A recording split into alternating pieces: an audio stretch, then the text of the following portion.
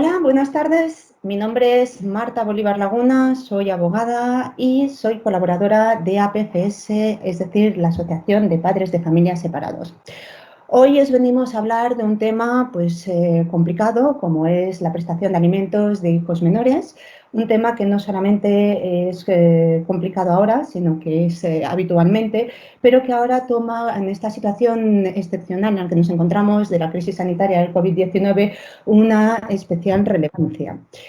Así, pocos de vosotros no habréis oído hablar del ERTE, del ERE o de la situación que están teniendo actualmente muchos autónomos que no pueden abrir sus negocios debido al confinamiento y eso conlleva que no puedan tener ingresos.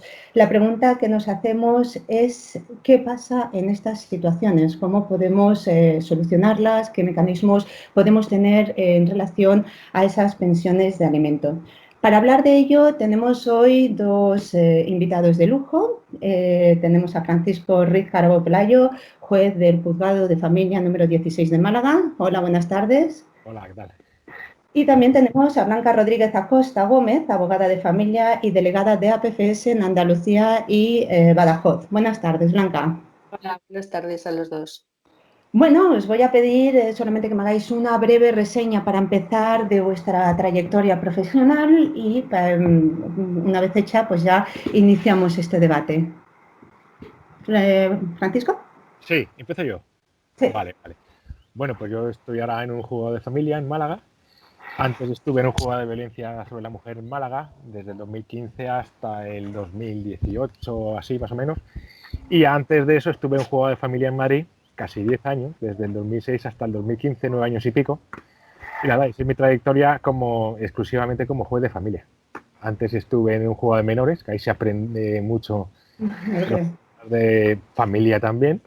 Y antes en un juzgado de primera instancia de instrucción en Lora del Río, que también tocaba temas de familia, pero no, ya es que había de todo. Así que nada, de familia puro y duro y exclusivo desde el 2006.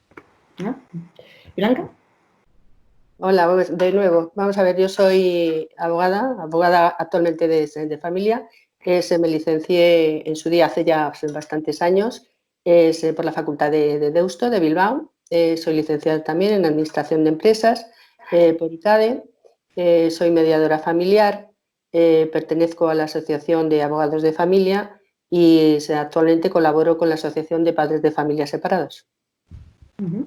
Bueno, pues como he dicho, dos invitados de lujo con los cuales vamos a hablar el tema de la pensión de alimentos y lo vamos a hacer en tres bloques diferentes. Si os parece, empezaremos pues un poco planteando de una manera general la pensión de alimentos. Seguramente vamos a resolver muchas de las dudas que nuestros oyentes tengan al respecto.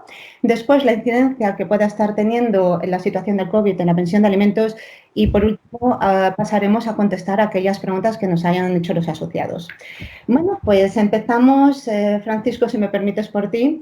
Y lo primero que voy a preguntarte un poco para situar el tema es cuál es en sí la finalidad de establecer una pensión de alimentos y qué gastos podríamos considerar que se encuentran o que se deben tener en cuenta en esa pensión de alimentos. Bueno, pues la finalidad es evidentemente mantener a los hijos comunes. Estamos ciñéndonos a las pensiones alimenticias de hijos, me imagino, no a las pensiones alimenticias entre parientes y todo eso. Entonces, pues si se separan los progenitores, pues que los dos sigan cumpliendo con la finalidad de sustento económico de sus hijos. ¿Y entre qué conceptos se incluyen? Pues todos los gastos de los niños. El artículo 142 del Código Civil pues habla de alimentación propiamente dicha, lo que comen y todo eso, pero hay que tener en cuenta también gastos de formación, gastos de sanidad, gastos de cualquier tipo de educación, parte proporcional de los suministros del hogar, farmacia, todos los gastos que generen el día a día de los niños. También podemos hablar de gastos extraordinarios, pero me parece que eso ya puede ser un poco más amplio y nos cogería mucho tiempo. Sí, la verdad es que la distinción entre gastos ordinarios y extraordinarios tendremos otro programa específico para ello. Blanca, ¿quién está obligado a su pago? Y sobre todo, pregunta adicional, ¿cuando tenemos una custodia compartida significa que no se debe pagar esa pensión de alimentos?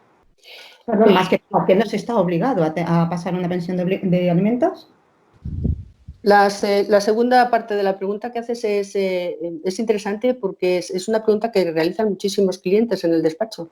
Se tiene quizá la idea de que porque se tenga una custodia compartida no hay que pagar pensión de alimentos. Entonces, remontándome a la primer apartado, ¿quién tiene que pagar alimentos? Bueno, pues suponiendo que la guardia y custodia se atribuye a uno de los progenitores, será el otro quien monetariamente tenga que abonarle. Eso no quiere decir que el otro progenitor no contribuya pues, con el trabajo y la atención a los menores. Y respecto a la custodia compartida, vamos a ver, habrá que atender a las circunstancias económicas de cada uno de los progenitores. De manera que si la percepción de salarios es más o menos igual, se establece la custodia compartida y no habrá pensión alimenticia. Caso contrario, cuando uno de los progenitores tiene mayores ingresos. Entonces sí, ¿para qué? Con la finalidad de mantener la misma situación económica dentro de la separación y divorcio, que supone también una disminución de ingresos, pero mantener tanto al padre y a la madre en la misma situación cuando los menores están con ellos. Entonces, bueno, pues una de las cuestiones que más complicadas, o más que complicadas, más se nos preguntan por parte de los clientes es cómo se calcula esa cuantía de pensión de alimentos, ¿no? ¿Qué criterios se tienen? Y sobre todo, si se debe tener solamente en cuenta los ingresos monetarios o también debemos tener en cuenta el patrimonio. ¿Francisco? A ver, ahí es complicado. Yo cuando estaba en el Juzgado de Madrid, los abogados me daban más datos. Me daban, por ejemplo, incluso los recibos de la luz y del agua. Entonces, con eso es muy fácil hacer calculador en mano, un cálculo que hacía yo, que le sumaba los ingresos de los dos pares, los dos ingresos. Hacía un cómputo global. La capacidad económica de la familia es 100 y el padre aporta 60 y la madre 40, por poner. Y entonces ese porcentaje de 60-40% es el que aplica a todo. Luego me iba al segundo apartado, sumaba todos los gastos de los niños. Lo sumaba. Y en esos gastos da un total de gastos de 1.000, por ejemplo, por poner, estamos proponiendo. Y como antes se había calculado 60-40, ponía yo una pensión alimenticia de 60% de esos gastos el padre y decía, y el 40% la madre. Evidentemente la madre no se lo paga a nadie porque se queda con los niños. Bueno, estamos hablando del típico caso de madre con custodia, padre sin custodia, ¿vale? Como es estadísticamente el más habitual, lo pongo así. Entonces yo en la sentencia lo que ponía, la parte del padre es esta, que será la pensión alimenticia, y la parte de la madre es esta. Entonces eso pacificaba mucho, porque además el artículo 93 dice que el juez fijará la contribución de cada progenitor, no solamente del no custodio. Pero bueno, pero yo en las sentencias, cuando me daban todos los datos y hacía eso, ponía la parte del padre es esta y la de la madre es esta. Y eso tranquilizaba un montón a los padres no custodios, porque veían claramente que los dos pagan. El sistema actual de la sentencia se dice, la pensión del padre es esta, ¡pum! Y el padre se siente como un pagador. Entonces, yo utilizaba ese sistema de calculadora sumando todos los gastos. Y si no me dan todos los datos, que suele pasar mucho, en Málaga, por ejemplo, me sorprende que me dan bastantes pocos datos económicos de gastos de agua, de luz, de colegio, incluso de colegio, ¿eh? Me dan muy pocos datos, entonces me ayudo de las tablas orientadoras del consejo. Pues mira, esta era otra de las preguntas que iba a dirigir yo a Blanca. De todas maneras, Blanca, estarás de acuerdo conmigo que en poquitas sentencias podemos tener esa exactitud que nos estaba comentando. Pocas. Y aparte de que supone un trabajo ímprobo por su parte. No, al principio sí, pero luego te acostumbras, ya lo haces casi mecánico, ya no. Pero lo normal es encontrarte justamente que hablan solamente de los ingresos o de la situación económica del que va a tener la obligación de pago, nunca de la otra parte.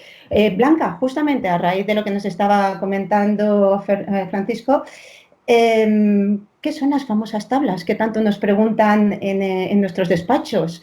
¿Cuánto me sale la pensión de alimentos por las tablas? Y sobre todo, la aplicación de esas tablas suele ser el resultado que podemos encontrar en las sentencias cuando se establece la cuantía de pensión de alimentos.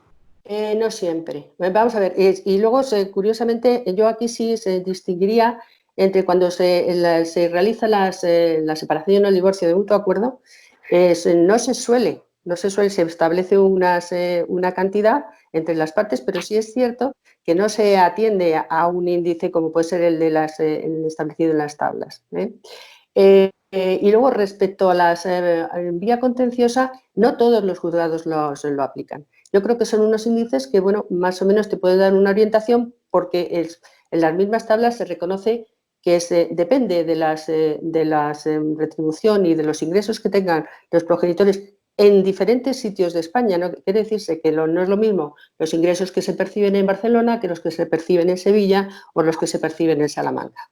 Entonces ahí hay un baremo también que se corrige. Entonces, bueno, como dato orientador, bien, pero no siempre se utilizan. Podríamos decir que en esas pensiones, en ese cálculo del Consejo General del Poder Judicial hay muchos conceptos que no entran, como por ejemplo el tema La vivienda, el tema de los estudios, o sea, son orientativas únicamente, porque en cuanto a las circunstancias de cada uno, ¿no? Francisco, ¿qué es el mínimo vital, del que también oímos hablar mucho? Sí. Bueno, pues ese supuesto, ahí ya viene por la Constitución, que dice la obligación de los padres de mantener a los hijos tal y cual, se aplica solo en menores de edad. El Supremo ha dicho que no se puede aplicar el mínimo vital a los mayores de edad, parto de ahí. Entonces, es una cuantía mínima que tiene establecida la jurisprudencia, es decir, aunque estés sin ingresos, aunque estés con tal y cual, con muchos problemas económicos, un mínimo tienes que pasarle a tu hijo, ¿de acuerdo? Aunque la doctrina del Supremo dice que si el obligado al pago de la pensión alimenticia no tiene ningún ingreso, está en la pobreza tal y cual, se puede suspender o extinguir. Pero vamos, la regla general es fijar un mínimo, por eso se llama mínimo vital de subsistencia para los hijos menores. Por ejemplo, es curioso porque cuando estaba en Madrid, el mínimo vital que tenía fijada la Audiencia Provincial de Madrid estaba en 150, pero aquí en Málaga está en 180, más caro. Cuando Madrid, todos sabemos que Madrid es mucho más caro que toda España, vamos. Y entonces se fija ese criterio, independientemente casi de la capacidad económica del padre o de la madre. Yo también lo tengo en cuenta, ojo, que muchas veces me dicen no, es que este hijo tiene unos gastos, calculamos en 400 euros, por poner, ¿eh? Y digo, bueno, pero es que el mínimo vital es exigible a los dos. Entonces digo, no solamente para el que paga, sino tengo en cuenta también que la madre tiene que, en su caso, aplicarse a ella para reducir la pensión alimenticia. No se puede decir que el padre pague 400, sino que decir, aquí hay que apretar a los dos, por ejemplo. Y como anécdota, yo una vez cuando salí yo a Madrid iba en metro y una vez había un repartidor de estos de publicidad y le dije, voy a preguntarle cuánto gana el tío al día para el mínimo vital y todo eso. Y me dijo que podía sacar 25 euros al día. Dijo, perfecto, un mínimo vital de 150, pues ahí está, el tío se lo saca en 6 días. A ver si hecho bien. Sí. En 6 días al mes repartiendo se sacan los 150. Por eso, una anécdota aquí a pie de campo. Bueno, hay que tener en cuenta más circunstancias, pero de todas maneras, me quedo con una puntualización que has hecho. O sea, estamos hablando de que ese mínimo vital es según la jurisprudencia de las audiencias provinciales, no una jurisprudencia establecida por el Tribunal Supremo. No, claro, porque lo que tú dices, no es lo mismo que sea nivel de vida en Sevilla, en Málaga, en Salamanca, en Madrid, en Barcelona. Por eso me choca tanto que en Madrid esté más bajo. No sé cómo estará ahora, habrán subido. Es curioso. Yo hice el cambio en el 2015 a Málaga, me encontré con eso, que en Madrid era 150 y en Málaga 180. Zaragoza en aquella época creo que era 120, se hablaba no en Aragón, sino en juzgados de Zaragoza. Y pues, es importante porque hay muchos compañeros que se piensan que el mínimo vital es 150 euros establecido para toda España y ya está, cuando realmente no, por lo que veo no es así. Has dicho una cuestión que yo iba a preguntar a Blanca, que es el tema de la suspensión. Es decir, cuando necesitamos hacer una modificación de la pensión de alimentos, porque han cambiado las circunstancias, pues justamente lo iba a preguntar. ¿Es posible que haya una suspensión y no solamente una modificación de la pensión de alimentos? Puede haberla. Lo que pasa que vamos a ver, tenemos que partir del principio de que la obligación de pagar la pensión de alimentos a los chicos es ineludible. Entonces, solamente en los supuestos en los que el obligado a hacer el pago, el alimentante, tenga una situación en la cual se ponga en peligro incluso su propio mantenimiento, su propia subsistencia, es cuando se admite la suspensión, pero con un carácter muy limitado. De manera que si aparece por cualquier medio o cualquier indicio de ingresos económicos, automáticamente se revierte. Quiere decirse que es que estas situaciones prácticamente se dejan para supuestos de puntual indigencia, por así decirlo, ¿no? Pero no es habitual. ¿Y entonces esa suspensión qué duración tendría? ¿Cuándo se podría levantar esa suspensión? En el momento en que se perciba cualquier tipo de ingresos. Cualquier tipo de ingresos. Y podría ser incluso permanente. Imaginémonos el caso de una persona mayor de 45 años, que son, digamos, los que mayor dificultad tienen para encontrar trabajo y que puede llegar a ser un parado de larga duración o no llegar a encontrar trabajo. ¿Qué pasaría con esa suspensión? ¿Se perpetuaría en el tiempo? Hombre, no se perpetuaría en el tiempo, quiere decir, depende, si, te vuelvo a repetir, depende de si tiene algún tipo de ingreso. Si nos encontramos en una situación completamente de indigencia, indudablemente, pero bueno, esto es difícil en los tiempos que corren, más con la cantidad de ayudas sociales que hay. O sea que es muy difícil, ¿qué medios tiene para vivir? Tendría que estar recogido, que te quiere decir que es que la suspensión se da, pero con un límite también. Cosa distinta es luego el saber si efectivamente se perciben ingresos, eso es un poquito más complicado. Entonces, Francisco, extinción ni hablamos de pensión de alimentos para hijos menores. No, claro, no, eso nunca se puede. Y obligatorio. La Constitución, bueno, la Constitución española se dice así, el artículo 32, creo recordar, ya me bailan los números. La obligación sí o sí de los padres de mantener a sus hijos. Entonces, es una obligación constitucional, etcétera, ineludible. Pero lo que he dicho antes es que se nos ha olvidado contestar.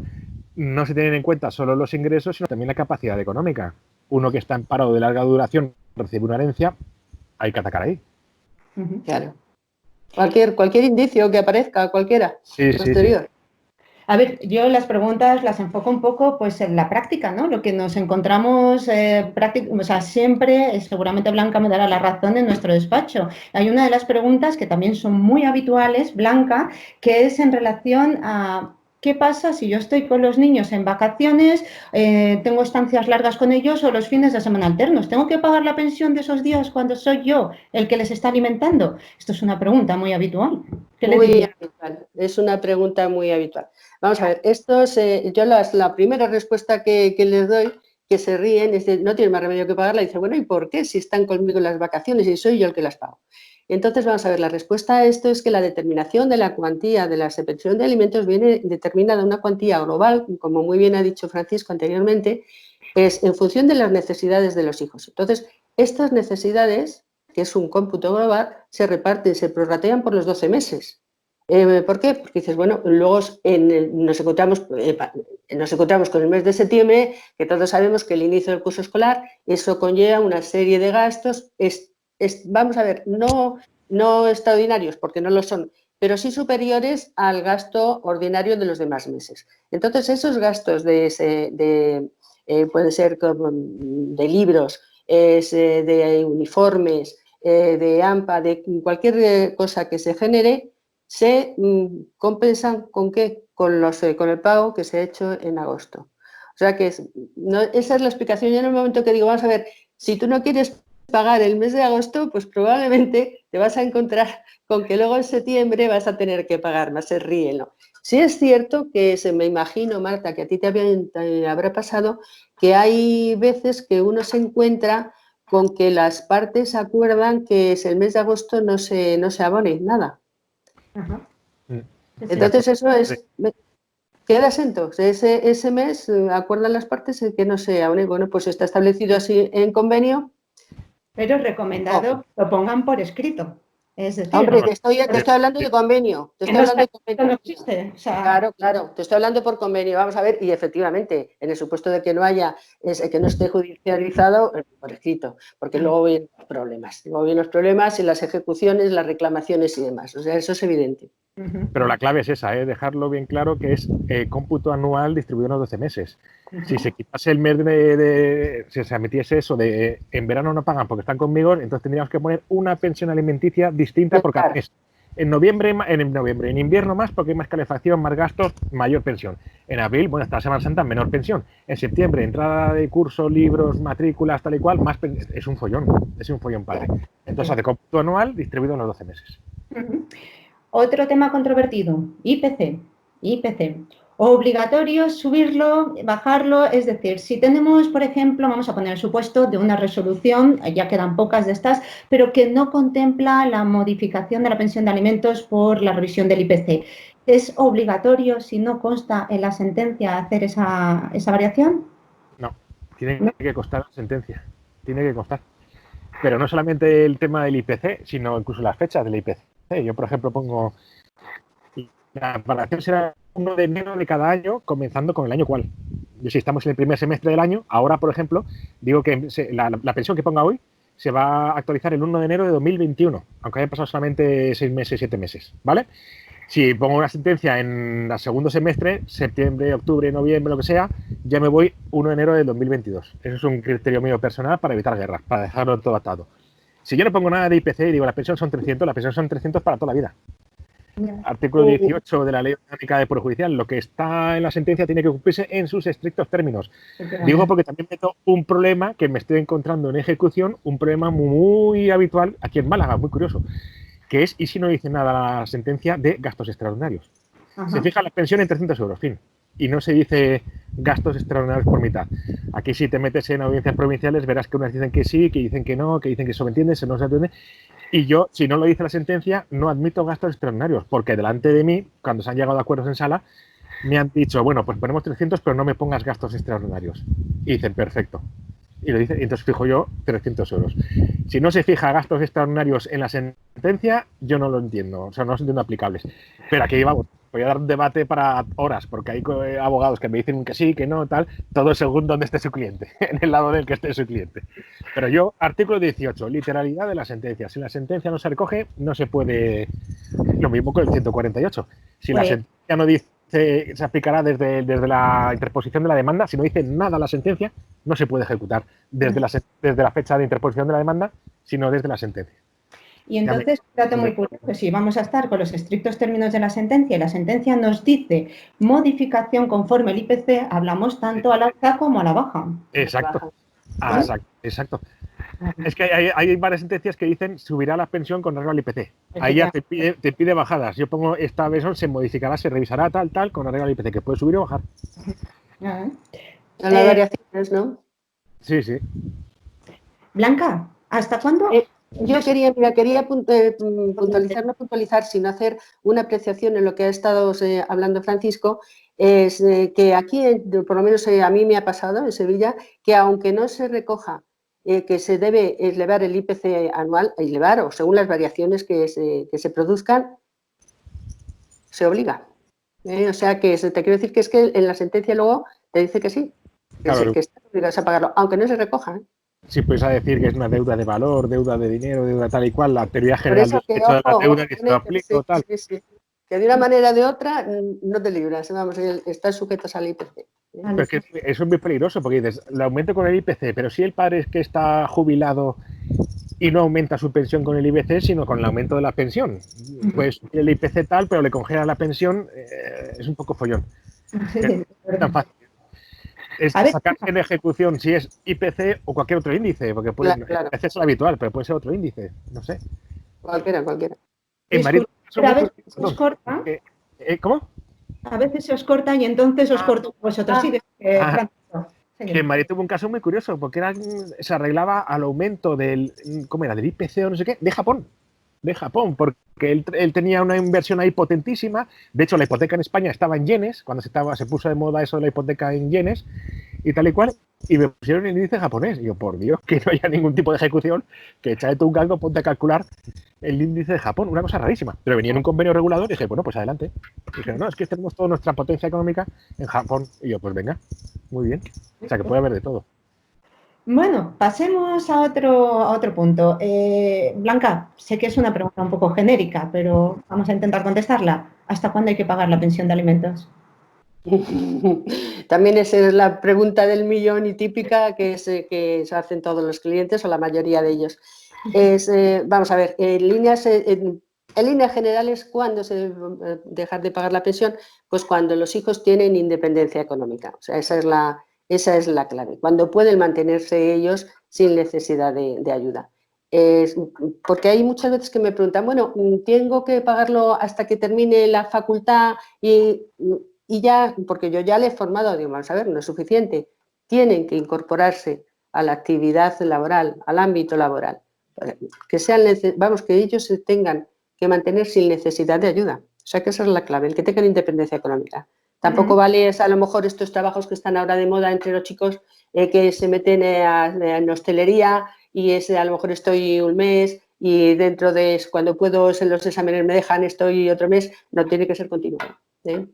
O sea, es trabajo un poco... Perdón, Francisco. Yo ahí soy un poco más duro. Quiero decir, no tengo en cuenta la independencia económica real, sino la posibilidad. Porque me encuentro muchas veces que han hecho la carrera y se pueden hacer un máster tras otro, un máster tras otro, un estudio tras otro, un curso tras otro, etcétera, etcétera. Evidentemente hay corto. Y ahí la jurisprudencia dice que se tiene que admitir la formación estándar, artículo 3 del Código Civil, y las normas se aplicarán con arreglo a la realidad social del momento. Lo normal hoy es colegio y carrera. Si ya quieres hacer máster de especialización o tal y cual, hay que ir caso por caso. Por ejemplo, el que está encadenando máster muchas veces porque le da miedo entrar a trabajar, que también nos encontramos eso dentro y fuera del juzgado, ahí tengo que cortar.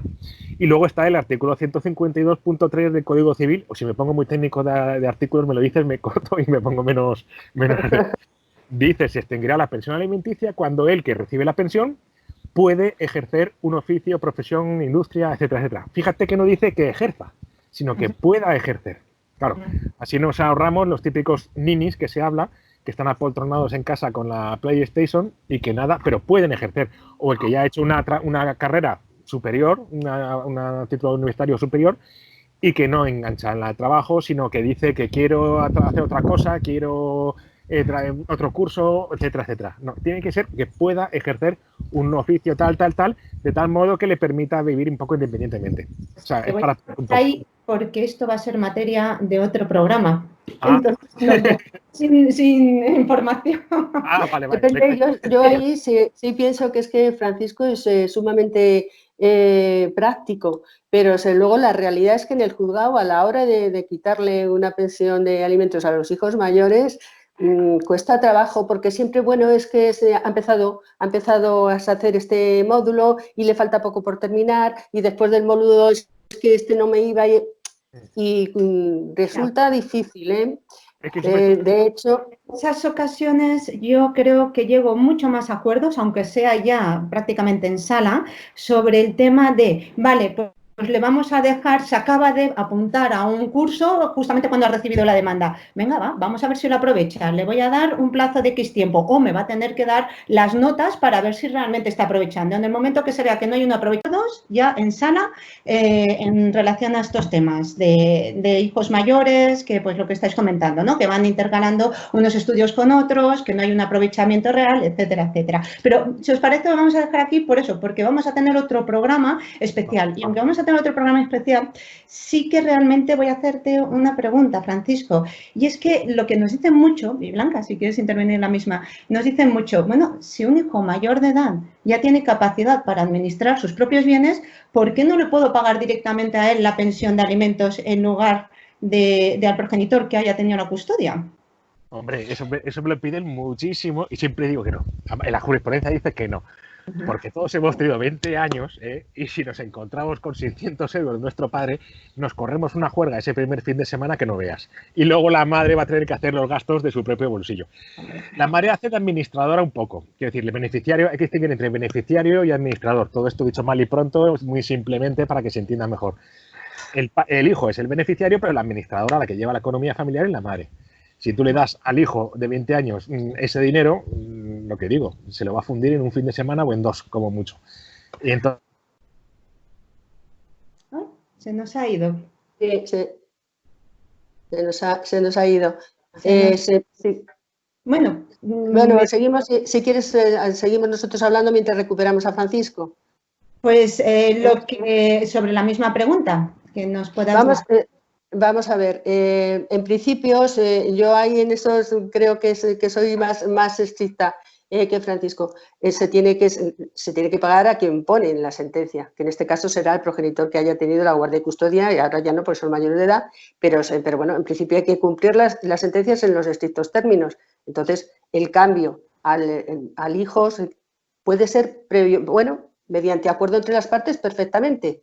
En los casos que a lo mejor el hijo sale a hacer un máster al extranjero y entonces es muchísimo más cómodo que él tenga el dinero allí, pero en circunstancias puntuales. Mediante acuerdo entre los progenitores no hay dificultad ninguna. No hay ningún problema, pero luego lo que decía Francisco, sí es cierto que en este tema los tribunales no mantienen un criterio uniforme. Hay una parte de los juzgados que lo permiten siempre y cuando haya también reconocimiento, porque es que, vamos a ver, esto da lugar también a picarescas. De hecho, a mí me ha pasado algún caso, me imagino, Marta, que a ti también, que el progenitor está pagando la pensión de alimentos a la madre y a lo mejor el chico ha terminado la carrera y el chico no sabe que el padre sigue pasando la pensión de alimentos. Entonces ahí me imagino que a ti te habrá pasado. Serán situaciones, bueno, pues totalmente de enriquecimiento injusto, ¿no? Porque esta señora se está percibiendo unas cantidades que no le corresponden al hijo, el hijo no tiene conocimiento de ella y bueno, hasta que el padre no ejercite alguna acción para... estamos hablando también en casos de que a lo mejor hay poca relación o comunicación entre el padre y el hijo. Pero bueno, que yo en esto creo que en principio se debe pagar al custodio, ya se ha dejado de serlo, puesto que se ha alcanzado la mayoría de edad, y solamente en caso de que exista acuerdo entre las partes, que se pueda meter en una cuenta. Desde el punto de vista fiscal, sí que se oía el otro día en una de las jornadas que se hicieron, que sería conveniente que el hijo tuviese una propia cuenta en la cual se ingresase la pensión de alimentos. Estoy hablando de efectos fiscales porque estaba exento y demás. Entonces, bueno, ahí se queda. Yo creo que ese es un criterio también que es seguir por los jueces de cada sitio. Si te parece, vamos a hacer una pequeña parada porque Francisco está teniendo problemas para entrar, entonces vamos a hacer una pequeña parada y ahora enseguida vamos con todos. Muy bien. Hola de nuevo. Empezamos con el segundo bloque en relación a la pensión de alimentos, en relación también pues, a esa situación que se están dando actualmente sobre la situación excepcional que nos encontramos en cuanto a los ERTEs, los ERES y aquellos negocios que no pueden abrir por el confinamiento y que ha conllevado pues, una disminución de los ingresos o incluso que no existan ingresos en algunos progenitores obligados al pago. La primera pregunta que voy a hacer, destinada a Blanca, es, Blanca, ¿se puede dejar de pagar la pensión de alimento si estás sometido a un ERTE, un ERE o si eres uno de esos autónomos que has tenido que cerrar el negocio? Bueno, en principio hay que decir que la situación, el estado de alarma decretada, no afecta para nada las resoluciones judiciales ni las obligaciones de pago de pensión de alimentos. Estas medidas económicas subsisten. Cosa distinta es que debido a las circunstancias en que nos encontramos, si el afectado por el estado de alarma y las consecuencias económicas que devienen y que estamos ya padeciendo, se haya visto perjudicado y se haya producido una reducción en las condiciones económicas que él tiene. Entonces, si esta circunstancia se da y está fundamentado en lo que estamos hablando, por supuesto que puede pedir la adecuación de la situación económica que él tiene ahora con la situación económica que vivimos, con la realidad que se demuestra. Lo que pasa es que, claro, hay que acreditar, lógicamente, por medio de documentos, la situación en la que se encuentra, que creo que no es difícil porque estamos todos paralizados y poco menos en esa situación, ¿no? Es decir, si se deja de pagar esa pensión de alimentos, el progenitor que tiene la custodia, ¿qué mecanismos tienes para poder reclamarlos? Una demanda de ejecución. Es una demanda de ejecución, claro. ¿Y una demanda de ejecución. Demandas de ejecución? Perdón. ¿Actualmente están tramitando? Las demandas no. Vamos a ver, solamente se están tramitando los supuestos especiales y preferentes, pero las ejecuciones no. Otro caso, esta cuestión sí que yo me lo he planteado, qué posibilidad hay en el momento en que efectivamente un padre que no puede pagar la pensión de alimentos y por la circunstancia que fuera hubiese una demanda de ejecución y se anticipase a que él obtuviese la reducción a través de este procedimiento, este proceso nuevo que se contempla, si se podría oponer el que se está tramitando o que se encuentra en esa situación como una de las causas de oposición, que lógicamente no está contemplada en la ley, pero que sin embargo yo creo que tendría también cabida. No sé si he respondido un poco a la pregunta. Y a raíz justamente de la contestación que me das, le voy a hacer una pregunta a Francisco, porque Francisco, nos encontramos que efectivamente el impago no es voluntario, sino involuntario debido a las circunstancias a las que nos encontramos, pero si se plantea una demanda de ejecución cuando se empiecen a tramitar, tenemos el peligro de las costas, es decir, de que el progenitor que no ha pagado tenga que pagar, disculpad, al abogado y procurador contrario. En esta situación, siendo involuntaria y siendo las circunstancias, ¿no habría alguna posibilidad de flexibilizar lo que nos dice la ley? Claro. Hombre, ya hay mucha flexibilidad en otros tipos de oposición a una demanda ejecutiva. Por ejemplo, la ley no contempla si el padre no custodio recibe una demanda ejecutiva de la madre y resulta que no está trabajando ya, o si está viviendo no con la madre sino con la abuela o independientemente o lo que sea, o cualquier tipo de causa de estas no está prevista en la ley, pero jurisprudencia de las audiencias provinciales viene a decir que se admite como causa de oposición por abuso de derecho. Quiero decir, una madre no puede reclamar una pensión alimenticia si el hijo ya trabaja o si el hijo ya no vive con ella, porque ya ese dinero no iría destinado a las necesidades del hijo. No sé si me explico. Entonces se baraja la posibilidad si dentro de este grupo de oposiciones no legales se podría meter estar sometido a un ERE, a un ERTE, etcétera. Puede ser, pero es un poco difícil. Quiero decir, hasta hoy, hasta ahora de este estado de alarma, cuando una demanda ejecutiva decía el padre, no, es que me he quedado en el paro, no se tenía en cuenta nunca, como causa. Se decía, tenías que haber ido a un procedimiento de modificación de medidas y haber pedido allí medidas provisionales y todo esto. Claro, entonces yo me explico, ¿y por qué se va a dar más preferencia a los que se han quedado en paro en abril por culpa del estado de alarma, el coronavirus, todo eso, que el que se quedó en paro en febrero? Ya. Antes de la declaración de estado de alarma y todo eso. Claro, los dos están en el paro por motivos económicos, coyunturales o más o menos largo. ¿Por qué esa diferencia de trato entre uno y otro? Tal. Pero también yo creo que se va a abrir la mano, evidentemente, porque hay que tener un poco de sentido común y decir si es que estamos en un ERTE, no le podemos exigir, pero hay que ver caso concreto, porque es lo que hemos dicho en el primer bloque. No hay que tener en cuenta solamente los ingresos mensuales, sino la capacidad económica. Claro. Uno se puede haber quedado en un ERTE o en paro o lo que sea, pero tener unos ahorros potentes, por lo que sea. Entonces hay que tener en cuenta todo eso. Es decir, que es que hay que ir caso por caso y con cuidado. Claro. Porque además estamos hablando de eso, ¿eh? Estamos hablando del pagador, del obligado al pago que se queda en el ERTE. Y eso es al revés. ¿Y si es la madre custodia la que se queda en el ERTE? ¿Podría la madre exigir desde ya el aumento de la pensión? Francisco, que esa es otra pregunta que venía. Te vas adelantando. Efectivamente. Pero bueno, la cuestión era justamente eso. Pero antes de nada, antes de hacer esa pregunta, tengo otra. Antes estaba comentando Blanca que los procedimientos que sí que se están tramitando son aquellos de urgencia y necesidad ante el interés de los menores, ¿no? La cuestión es que el artículo 158, que es a través del cual se están tramitando estos procedimientos, nos dice en su párrafo primero que los jueces deben velar porque los menores tengan sus alimentos y que, por lo tanto, yo me pregunto, un progenitor custodio que no está recibiendo esa pensión de alimentos, en lugar de interponer esa demanda de ejecución que a día de hoy no se está tramitando, ¿puede acudir a ese artículo 158 y de manera urgente solicitar que se le empiece a pagar o que se empiece a embargar? Es para Blanca, para mí. Francisco, perdona. Hombre, es que el artículo 158 no deja de ser un procedimiento declarativo.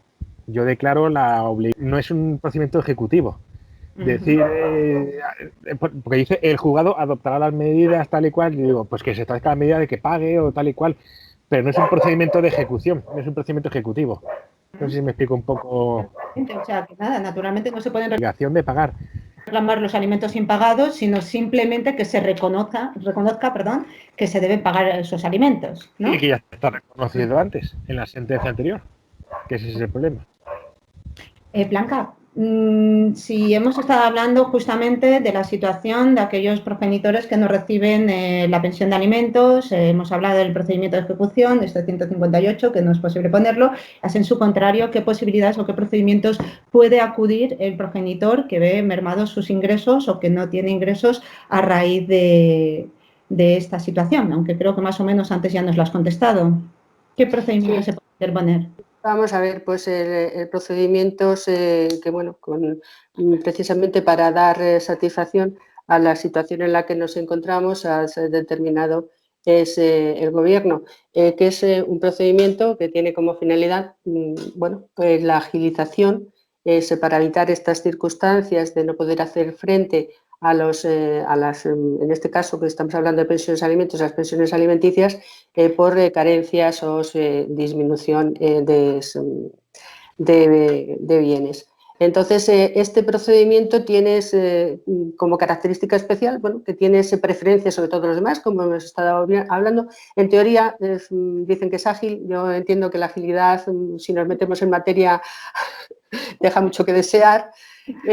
Pero bueno, y que luego que se va a tramitar con antelación, pues sí, en los plazos inicialmente pues está la demanda, el plazo y el traslado es corto, pero bueno, y entiendo que no sé yo hasta qué punto se va a poder dar solución a la avalancha de demandas que va a haber. Pero este es el procedimiento, vamos a ver, en la situación en la que tú me has preguntado, es el recurso que tiene inmediato. Es Te voy a preguntar, ¿crees que es posible? Y ahí pues también Francisco me va a decir si se puede tramitar en lugar este procedimiento la modificación de medidas, es decir, uno excluye al otro, porque a lo mejor no es tan interesante que se tramite este procedimiento, por lo que hablaremos más adelante, que os voy a hacer preguntas en ese sentido, sino que ir directamente a la modificación de medidas, aunque a día de hoy todavía no se puedan tramitar este tipo de demandas. ¿Qué pensáis? Claro, es que yo he oído a muchos compañeros decir que el procedimiento aparte de tener muchos defectos, que no haya contestación por escrito, que se diga la vista tendrá lugar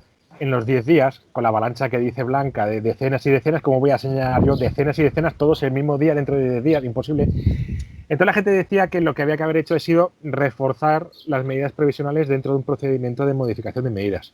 Yo pongo una modificación de medidas y pido medidas provisionales al amparo del Real Decreto no sé qué, para que nos obligue a los jueces un poco a señalarlo casi inmediatamente las medidas provisionales. No como nos pasa, que estamos saturados de señalamientos y que marcamos las medidas provisionales a la cola de la lista. Entonces, haber arbitrado un sistema urgente para que esas medidas provisionales se hagan en plazo y no que se pongan a la cola, que luego coincide el principal con las medidas y todo eso. Con eso hubiese bastado. Se hace unas medidas provisionales, se recibe la contestación por escrito, porque además el nuevo procedimiento dice que puede haber reconvención en la misma acto de la lista. Que vosotras dos vais como abogadas demandantes y os encontráis que en la parte demandada dice: y además quiero que me establezca una pensión compensatoria, que se suspendan las visitas o que me quiten la casa o que me pongan la casa. Y digo, ¿y ahora qué hago? Además, lo sorprendente es que, claro, es que es eso.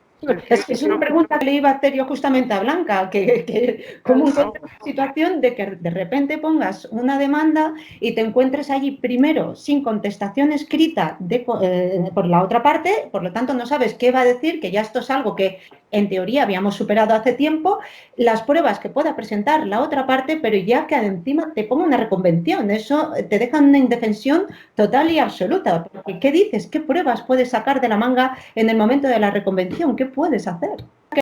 Ni siquiera sabes si efectivamente lo que se está diciendo por la parte demandante, reconvencional, coincide con lo o es real. Tendrías que también estar hablando con tu cliente y intercambiar opiniones y, en fin, que es imposible en esas situaciones poder defender. Yo, de todas formas, si querías, Marta, al hilo de lo que ha estado diciendo Francisco, de que sería más conveniente, hubiera sido más conveniente establecer unas medidas provisionales, yo creo que luego eso facilitaría, porque vamos a ver, el procedimiento que estamos, que es novedoso, esto tiene una terminación. Y si van a ser unas medidas temporales, provisionales, quiere decirse que si cuando se establezca, no sé si a lo mejor me estoy metiendo en otra pregunta. Justamente, es una de las cuestiones, puedes contestar tranquilamente y Francisco también, porque es una de las cuestiones que se plantea, es decir, cuando hablamos de un ERTE o un ERE, que pueden ser provisionales, no tienen ese carácter de permanencia en el tiempo que se nos exige una modificación de medidas, realmente con este nuevo procedimiento las medidas que se van a adoptar van a ser definitivas o provisionales hasta que se acabe esa situación de ERTE o ERE, o naturalmente que el autónomo vuelva a abrir su negocio. Entonces, estabas muy bien encaminada y si nos puede dar su opinión Francisco, pues también. Hombre, la idea y la finalidad es que sea provisional. Mientras dure el ERTE, etcétera, etcétera. Yo tengo clarísimo. Si a mí me llega un procedimiento de esos que todavía no me ha llegado y tengo que dictar una resolución, lo pondré. provisional mientras dure esta situación. Y entonces, como medida de seguridad, haría lo mismo que hacía en Madrid. Con la gente que estaba en paro, decía, cada 3 meses tiene que entregarle a la madre un certificado de vida laboral para que acredite que está en paro. Y digo, si no se entrega ese certificado, levanto la suspensión. O sea, así le esfuerzo. Y si la madre descubre que el tío está trabajando en B y se demuestra que el tío está trabajando en B y no aparece en el certificado laboral, retrotraigo las pensiones. Ponía esa coletilla, con lo cual le digo, te suspendo, pero te pongo las pilas. Quiero decir que tienes que ser o entregar ese certificado y si trabajas en B y te descubren, se retrotrae hasta la fecha de la sentencia lo que tienes que entregar como pensión. El problema es que creo que no tenemos, que para mi forma de ver, va a haber muchísimas aplicaciones diferentes de lo que estás diciendo, porque no, claro. Ese es otro problema. Entonces, claro, ¿qué nos vamos a encontrar? Que algunos lo van a establecer, porque como no dice nada el Real Decreto, lo van a establecer como medidas definitivas y nos vamos a encontrar que dentro de 3 meses o 4, cuando la situación haya desaparecido, vamos a tener que plantear una modificación de medidas. O sea, más saturación a los juzgados. Exactamente. Entráis vosotros los abogados diciendo que sea provisional, siempre, en cualquier caso, para evitar tener que ir a un procedimiento que más que es de sentido común. Lo que tenemos que poner bandas. Claro, es que no se nos hubiera... Está mal. Nos hubiera permitido, digo que vamos a ver, si se hubiese tramitado como unas medidas provisionales, esas medidas ya tienen la provisionalidad y luego nos deja la posibilidad de que en la vista definitiva, si han cambiado las circunstancias, se adopten las medidas ya, mientras que ahora con este procedimiento son temporales, quiere decirse que vamos de cabeza a una modificación de medidas, con lo que supone de gasto para el justiciable, eso es indudable. Y aparte, este procedimiento exige que junto con la demanda se aporte un certificado administrativo de estar en un ERTE tal y cual. ¿Y cómo vas a conseguir ese certificado con toda la administración paralizada que está ahora mismo por culpa del coronavirus? Es un follón. Yo estoy esperando el carnet de conducir desde marzo, por ejemplo, que no me llega. O sea, imagínate ahora, vete y dile un certificado porque me van a hacer un ERTE, etcétera, etcétera. Bueno, ahí sí que podríamos aportar la solicitud. Yo entiendo que ahí podríamos obviar ese trámite aportando la solicitud que se ha hecho con fecha tal de que se ha solicitado a la entidad y en espera y aportarlo con posterioridad. Lo que pasa es que estamos hablando también de plazo. Vamos a ver si luego cuando celebremos tampoco lo tenemos, pues nos vamos a encontrar quizá con el mismo problema, ¿no? Vamos muy justito de tiempo, vamos a acelerar un poquito estas preguntas para poder llegar al siguiente bloque de preguntas de los asociados. Una pregunta obligatoria. ¿Se puede interponer ya este procedimiento, Francisco? Yo entiendo que sí. Yo entiendo que sí, porque el artículo, creo que es el 5 y el 18 del Real Decreto dicen que se aplicará durante el estado de alarma y después, 3 meses después de finalizado el estado de alarma. Hace esa doble diferenciación, con lo cual al hablar dentro del estado de alarma es donde estamos ahora, entonces se permitiría. Y sí que hay compañeros que dicen, no, porque como todos los plazos están paralizados, las actuaciones están suspendidas, pero si hay un decreto que dice un procedimiento especial es porque lo declara esencial. No sé si me explico cómo va, pero vamos, yo ahora mismo creo que se debería admitir. Cosas distintas que se están admitiendo, vamos a ver, presentar la demanda sí, pero luego ya la admisión a trámite, eso ya me parece a mí que es más difícil, ¿no? Claro, es que luego tenemos el problema ese, que en mi jugada hay 3 funcionarios cada día. Entonces, claro, por eso carecemos de medios. Claro, es que es la cosa. Yo estoy haciendo cosas, yo estoy dictando providencia, estoy notificando, estoy haciendo como si fuese un funcionario más, pero porque estamos con el agua al cuello. Entonces, ¿cómo atacamos todo esto? Ahí la negociación de los abogados es esencial. Antes de pasar por un juzgado, la negociación de los abogados, una mediación que se hace y todo eso, aquí es absolutamente esencial. Pero sí, además es esencial y en este caso necesaria. Esencial, necesaria y casi imperativa. Casi imperativa. En este sentido, Blanca, nos tenemos que poner las pilas porque vamos a pensar que los procedimientos a día de hoy, con la acumulación de juicios que se han suspendido, que se tendrán que celebrar en algún momento, más los que llegarán después, etcétera, puede ser que se nos cite para dentro de un año y medio. Entonces, ese intento por parte de los abogados de que se llegue a un acuerdo entre ambos progenitores facilitará bastante la gestión, siempre y cuando se pueda, claro, que no siempre se puede. Ese es el tema, claro, que no siempre es viable. Sobre todo porque creo que ponía en el decreto que estos procedimientos especiales son preferentes hasta el 31 de diciembre.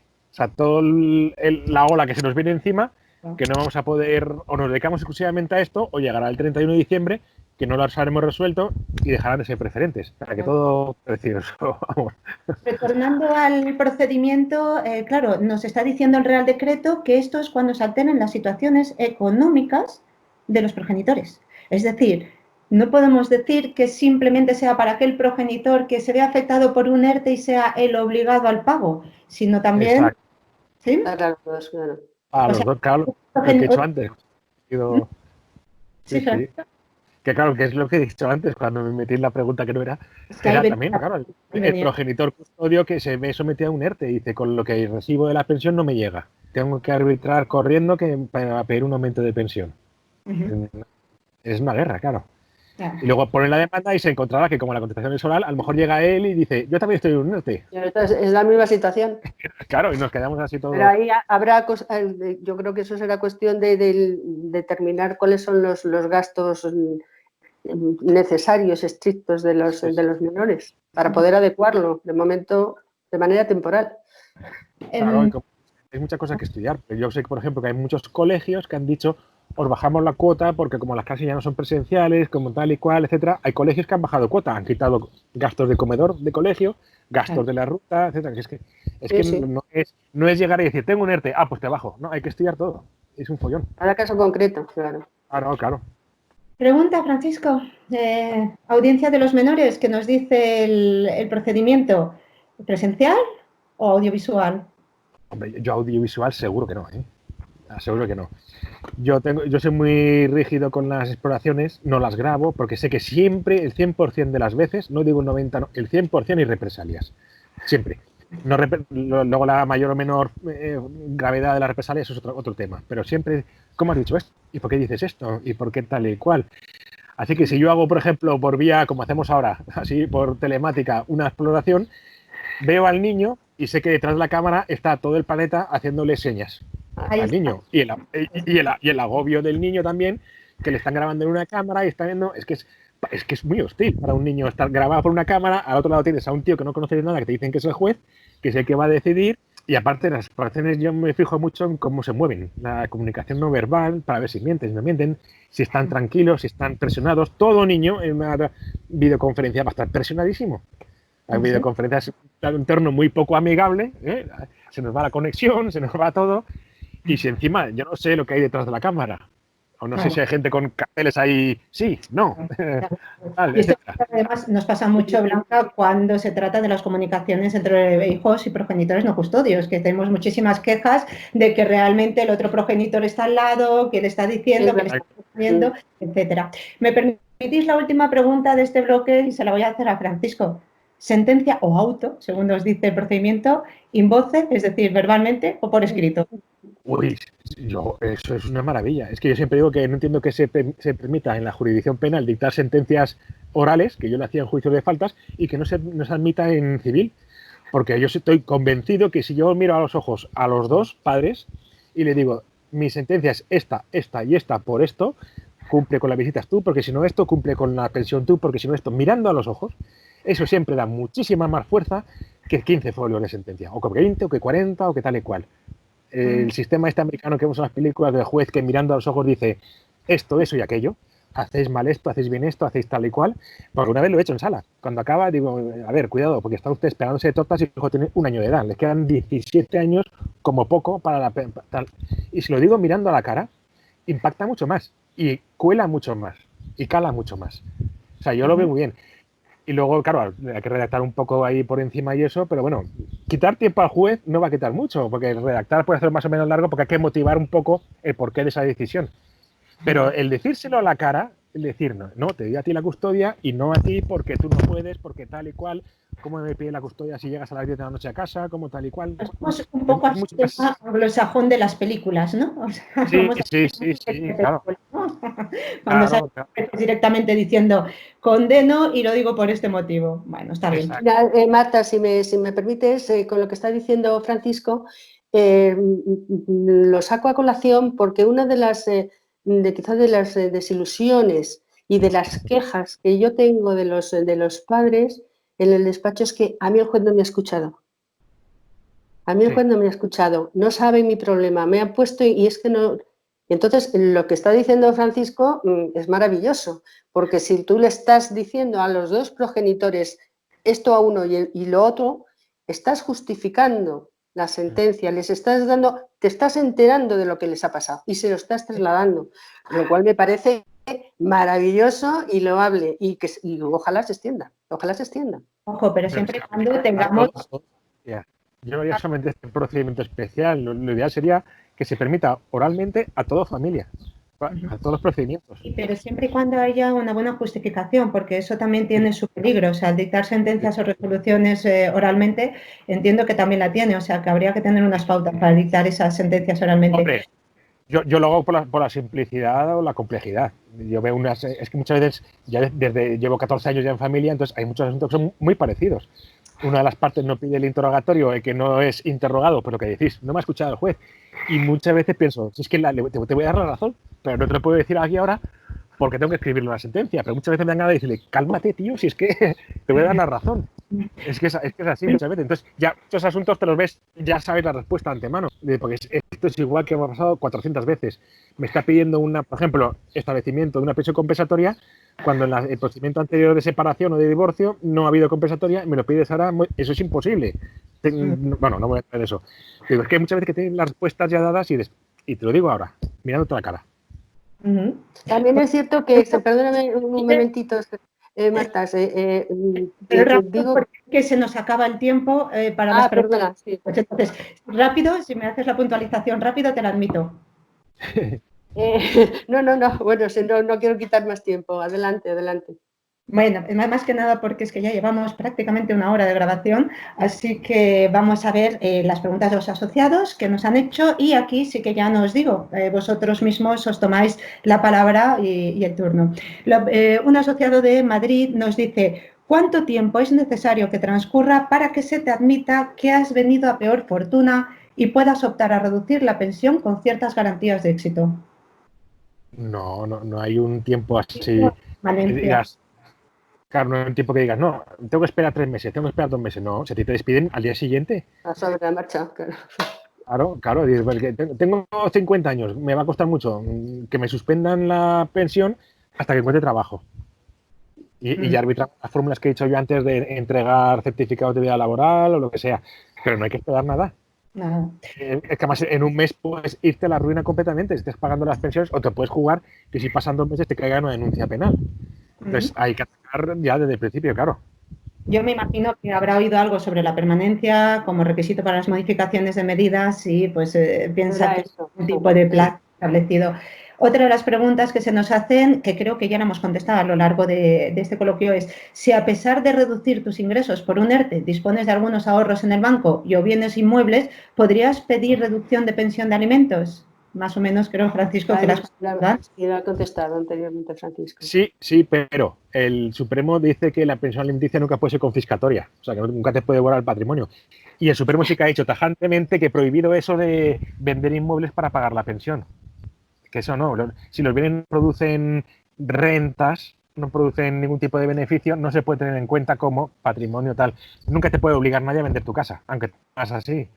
O sea, que es lo que he dicho antes, ten en cuenta la capacidad económica, pero ojo, con estas salvedades.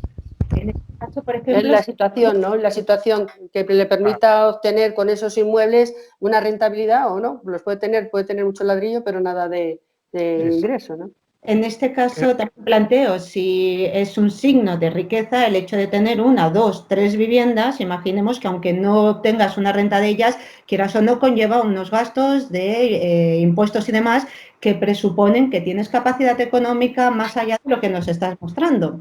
Esto sería otra de las cuestiones que se deberían tratar en estos casos, ¿no? Depende de dónde vienen. Yo veo muy habitualmente que me dicen, es que esta señora tiene 3 casas, 2 garajes y un trastero. Y luego dice ella, no, ojo, que estoy en copropiedad con mis hermanos que la acabamos de heredar. No es mío solo. Pues yo tengo una participación, claro, entonces es que hay que mirar de dónde sale eso. Vamos a ver, una pregunta que a mí me queda cerquita en Salamanca es, buenos días, ¿cómo debería de proceder si una cuenta donde se ingresa la pensión de alimentos a un hijo es embargada y con ello el hijo se queda sin ingresos? Rápidamente cambiar de cuenta. Claro. No hay otra solución. Nada. Nada. Incluso Porque a terceras sí, personas. hay que demandar o hay que acudir a los tribunales para decir que esa pensión de alimentos que él está, me imagino que es esto, que él está pagando, al final resulta que no está repercutiendo en el menor porque se están embargando la cuenta del progenitor custodio. Eso es lo que Pero entiendo yo, está preguntando. eso es culpa del progenitor custodio. Claro, Si claro. yo soy progenitor custodio y me encuentro con eso, rápidamente tengo que hablar con el no custodio y le digo, dámelo en mano y te firmo recibos. Siempre que quede justificante por escrito. Queda un poco raro, pero para evitar eso. Claro. A ver, me dicen, ¿es de obligado cumplimiento por parte del perceptor de la pensión de alimentos el presentar o rendir cuentas al otro progenitor si éste lo solicita o si éste lo solicita al banco? Es decir, nos están preguntando por si se le tiene que dar información para rendir cuentas al progenitor por parte del progenitor custodio. De los gastos que haya, no, de cómo se supone que los progenitores, bueno, se supone, son lo suficientemente responsables como para saber que los bienes, la pensión de alimentos está destinada. Perdón. Que se había perdido. Se había perdido. Que la pensión de alimentos está destinando a las necesidades de los hijos. Entonces no hay ninguna posibilidad de controlar esa situación. Salvo, vamos a ver, siempre hay una salvedad. Siempre hay una salvedad. Cuando se pueda acreditarse que es el progenitor de custodio malgasta los alimentos que corresponden al menor, entonces sí, podríamos poner ahí límite. Pero en líneas generales no está obligado a rendir cuentas de la administración que se hace con esos ingresos. Os hago una pregunta desde Granada, cuanto menos para mí curiosa porque no me lo habían planteado. ¿Sería factible que la pensión de alimentos, cuando se cumple la mayoría de edad, fuera de obligado cumplimiento que la abonaran los dos progenitores a fin de aliviar un poco al progenitor que durante los años que el hijo fue menor pagó para hacer frente a las necesidades del hijo? Es decir, que lo paguen entre los dos a partir de que sea mayor de edad. Claro, de acuerdo a las partes, ¿verdad? Pero ese es el error que he dicho antes. Es que ese autor de la consulta tiene la idea de que solo paga él. No, él paga porque no está, paga la madre, pero la madre por su lado está haciendo gastos directos de tal y cual. El niño no sobrevive solo con la pensión del padre. La madre también pone de su bolsillo. Lo que pasa es que eso no se ve, porque la madre no se va a dar una pensión alimenticia a sí misma. No sé si me he explicado un poco. Sí, no, perfectamente se entiende. Claro. Entonces, la dedicación que tiene con los menores. Se cuantifica, es una cuantificación aparte. Y lo que paga. Claro, si yo pongo una pensión de 500 euros, por ejemplo, los gastos de los niños no serán 500, serán más. ¿Quién paga esos gastos? La madre. La madre, lo que pasa es que lo que paga la madre no se ve tan claramente como un ingreso por transferencia de una pensión alimenticia. Por eso digo, el autor de la consulta tiene esa mentalidad tan errónea de creer que solo paga él. Entonces, ahora que es mayor de edad, que paguemos los dos. No, sé que la madre ya estaba pagando antes. Pero bueno, sí es cierto que sí podían llegar a un acuerdo y ponerlo de esa manera. De, bueno, pues ya a partir de la mayoría de edad, pero claro, también depende de dónde está viviendo. Claro. Son cuestiones complicadas, son cuestiones complicadas. Para cambiar un poco ya el tercio, tenemos una pregunta de un progenitor o progenitora custodio. ¿Es posible la reducción de pensión alimenticia por nuevo hijo? Si fuera así, o si fuera que sí, ¿cómo me van a rebajar la pensión de alimentos de mi hijo porque el padre obligado al pago haya decidido voluntariamente tener nuevos hijos? Sí que estoy de acuerdo. Es que cada vez que suelto esto en conferencias se me tiran al cuello. Y el Supremo, bueno, ahora vamos mi opinión. Yo entiendo que no se puede tocar. No se puede tocar. No tiene nada que ver. Porque además, si yo soy la madre que estoy recibiendo 300 euros de pensión por 3 hijos, por poner, ahora mi exmarido tiene otro hijo y me bajan a mí la pensión. Me quitan a mis hijos para dárselo al nuevo, comillas, entendeme la idea, y luego en cualquier caso yo estoy sufragando. Si yo recibía 300 y me bajan a 200, esos 100 los tengo que meter yo más con un sobreesfuerzo de mi parte. Así que indirectamente estoy sufragando el gasto del nuevo hijo. Claro, entonces, cuando suelto esto, además en un congreso de la PFS también, se me tiraban todos los padres hombres al cuello y me decían, así que el juez me va a decir si puedo o no tener hijos. No. Lo puede tu capacidad económica, como nos pasa a todos. Si tú ganas 1.000, pero te han puesto una pensión alimenticia de 300, tú no ganas 1.000, tú ganas 700. Y ahora con esos 700 dime, ¿puedo tener otro hijo o no puedo tener otro hijo? Y luego me dicen, es que hay hijos de primera, hijos de segunda. Y yo, bueno, pero es que es muy distinto todo, porque además la capacidad económica de la nueva madre, de la segunda madre, tal. Y también lo digo en plan ñoño, digo, es que los 3 primeros hijos han pasado por una separación, ahora si encima se encuentran con este batacazo, la sensación de abandono es más potente. Yo estoy absolutamente en desacuerdo con eso. ¿Qué dice el Supremo? Dice que sí, que se pueden bajar, pero no automáticamente. Un nuevo hijo se baja la pensión de los antiguos hijos bajo el criterio ese de hijos de primera y hijos de segunda, que no lo comparto, pero se puede bajar siempre y cuando los hijos nuevos puedan quedar desatendidos si hacemos frente a la obligación anterior.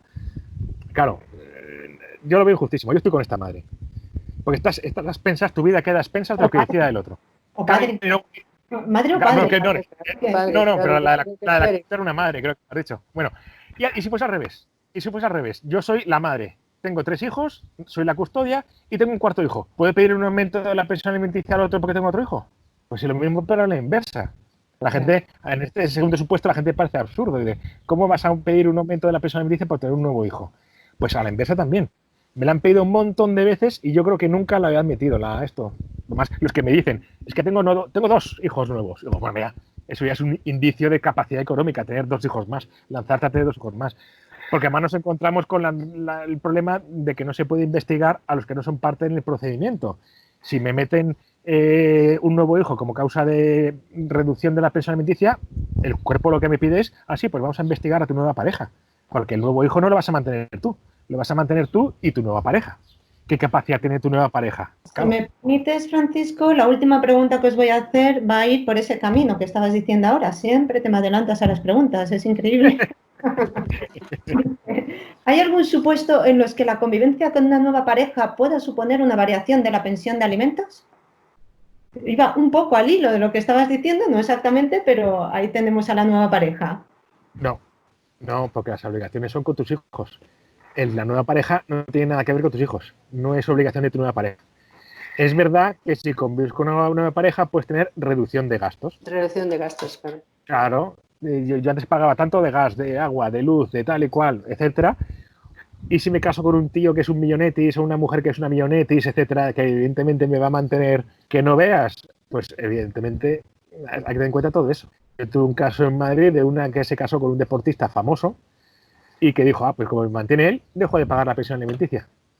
Y dije, ahora mismo te vas a caer con la misma pensión alimenticia, claro. Es que no tiene por qué afectar. Se puede estudiar caso por caso si dices, no, es que ha visto reducidos sus gastos. Ella antes, por ejemplo, madre, custodia, vivían con alquiler, se casa con un señor y se va a vivir a la casa del señor. Ya no hace falta que pague ese alquiler. Su capacidad económica es mayor en ese caso, porque ya no tiene ese gasto de 500 euros mensuales de alquiler, por poner. Se podría hacer una variación, claro, pero en atención a la capacidad económica que se ve reducida del progenitor, no del tercero. No sé si me he explicado un poco, pero porque me he liado con tanto ejemplo. Sí, bueno, pues nada, chicos, hasta aquí hemos llegado, más que nada porque ya nos hemos excedido del tiempo establecido y bueno, pues nada, agradeceros muchísimo este interesantísimo coloquio que hemos tenido. La verdad que ha sido un placer contar con vosotros y espero que bueno, estoy segura de que nuestros oyentes estarán encantados porque les habéis resuelto muchísimas deudas al respecto. Muchísimas gracias, Blanca, Francisco. Gracias a los dos, un placer. Encantado. Gracias a ti. A los oyentes decir que en el próximo programa vamos a hablar de mediación y psicología. Vamos a traer a Francisco Iglesias, mediador y psicólogo con una trayectoria bastante consolidada, y Yolanda Soriano, psicóloga infantil, que nos van a dar las herramientas para el cuidado de los hijos cuando nos encontramos en una situación de divorcio o de separación. Agradeceros un día más que estéis ahí y nos vemos en el próximo coloquio.